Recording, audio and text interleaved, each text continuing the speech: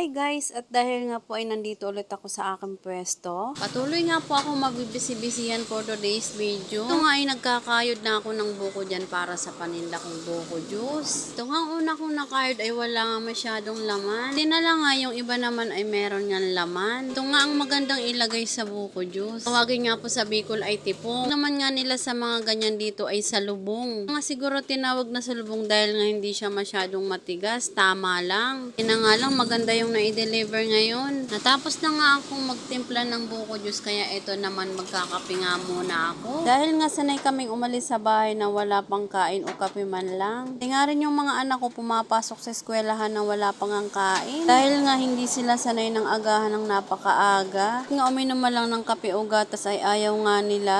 Kami naman nga mag-asawa kapag ka nandito na sa pwesto ay unahin nga muna namin yung mga trabaho. Bago nga yung ibang mga bagay-bagay. Pag okay na nga ang lahat at nakapaglinis na kami, saka nga lang kami makakapag-almusal. Ito nga ay naghugas muna ako ng mga pinggan. Nakita ko nga itong talbos ng kamote kong tanim dito ay ayan meron na nga siyang talbos ulit. Nagkukuha ko na nga yung talbos dyan dahil nga ihahalo ko sa isda. Sasabawan ko nga yung isda at ilalagay ko nga itong talbos. At sakto naman nga ay may na-orderan ako ng kamatis. Abay mura na nga ang kamatis ngayon. Dahil nga nung nakaraan abay hindi talaga ako makabili dahil 15 pesos nga ang isa. Mabot pa nga yan ng 20 pesos ang kada isa. Kaya ngayon nga inilubos ko, umorder nga ako ng 1 kilo. At ito nga po pala yung isda. Diba? Ang sarap niya pag naluto na. At dito na nga guys ay magluluto na nga ako ng aking special karyoka. Nawag ko nga ang special karyoka dyan dahil nga karamihan sa karyoka ay plain lang.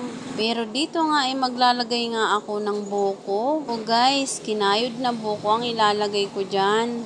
Naman nga mas malambot at hindi nakakaumay ang lasa. Lagay ko na nga dyan yung glutinous flour na nabili ko sa palengke. Bali nga inubos ko yung 1 kalahating kilo ng glutinous. At isinunod ko na nga dyan yung harina.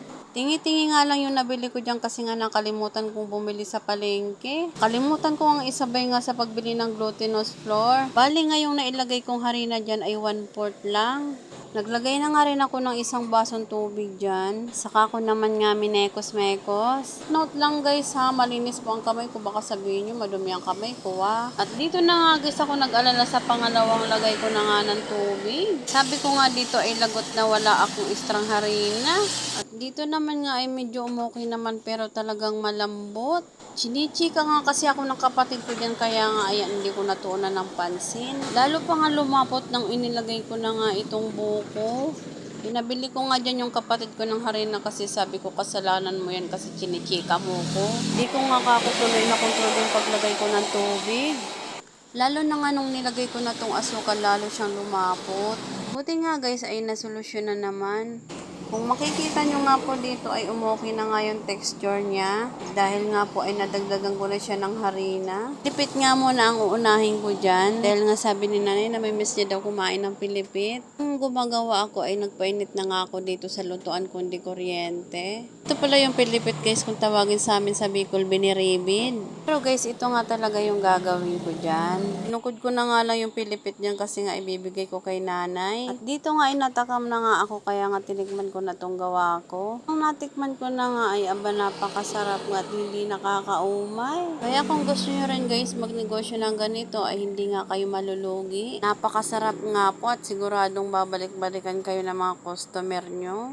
Nagtuhog na nga rin ako dyan dahil nga yung iba ay ititinda ko. Dahil nga marami naghahanap na customer ko kung nasa na daw yung luto kong ganyan. Samahan nyo nga lang talaga ng pagmamahal ang pagluluto para nga mas lalong mas masarap. Paano ba yan? Salamat po muli. Maraming salamat sa panonood. Thank you for watching.